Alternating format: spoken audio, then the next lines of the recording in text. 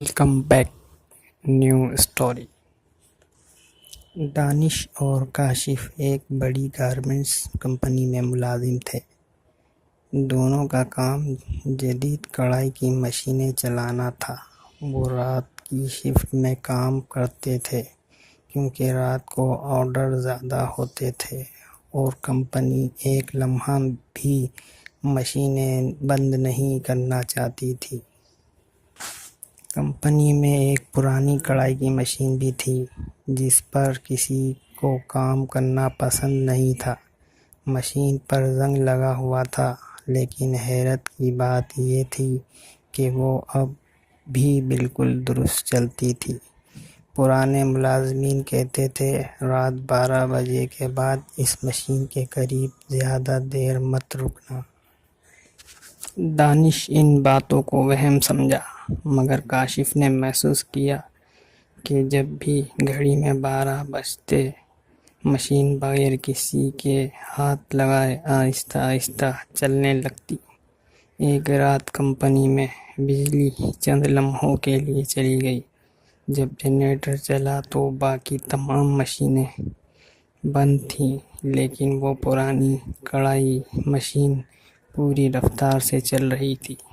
دانش نے حیرت سے کہا، یہ کیسے ممکن ہے؟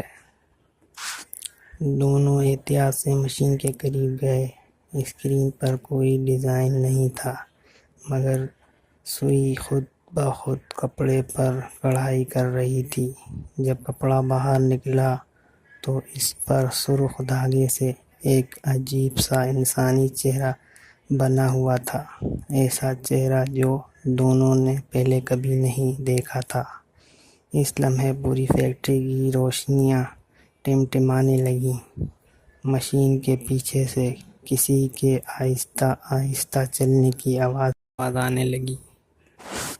کاشف نے ہمت کر کے پیچھے دیکھا، مگر وہاں کوئی نہیں تھا۔ اچانک مشین کی اسکرین خود بخود روشن ہوئی اور اس پر صرف ایک جملہ نمودار ہوا، اگلا ڈیزائن تم دونوں ہو۔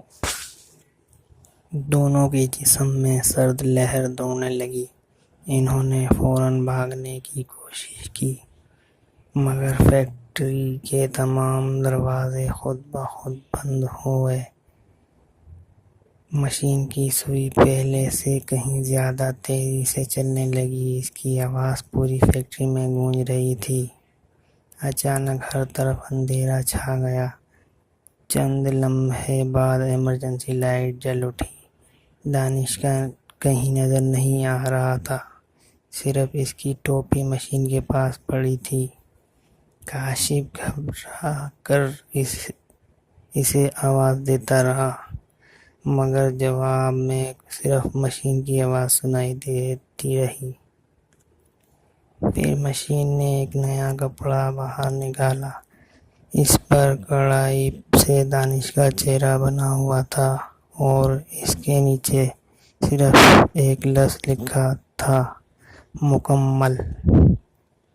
کاشف خوف سے چیختا ہوا بھاگا، لیکن فیکٹری کی ہر راہداری اسے دوبارہ اسی مشین کے سامنے لے آتی۔ صبح جب دوسرے ملازمین آئے تو فیکٹری بالکل خاموش تھی۔ کاشف بھی غائب تھا۔ پرانی مشین کے پاس 2 نئے کڑھائی والے کپڑے رکھے تھے، ایک پر دانش کا چہرہ اور دوسرے پر کاشف کا چہرہ۔ اس دن کے بعد کمپنی نے وہ مشین ہمیشہ کے لیے بند کر دی، لیکن کہتے ہیں آج بھی اگر کوئی شخص رات 12 بجے اس فیکٹری کے قریب سے گزرتا ہے تو اندر سے کڑھائی مشین چلنے کی آواز آتی ہے اور پھر ایک دھیمی سی آواز سنائی دیتی ہے، اگلا آپریٹر اندر آ جاؤ۔